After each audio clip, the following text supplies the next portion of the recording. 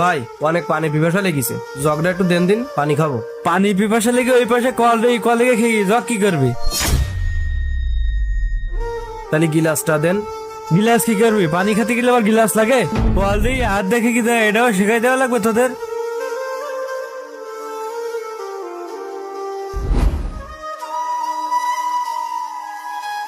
ভাই আমরা মনে হয় কোনো সময় বড় লোক হইতে পারবো না। দেখলেন না ভাই, সামান্য একটা গিলাস চাইলাম, তাও কিপটামি করলো।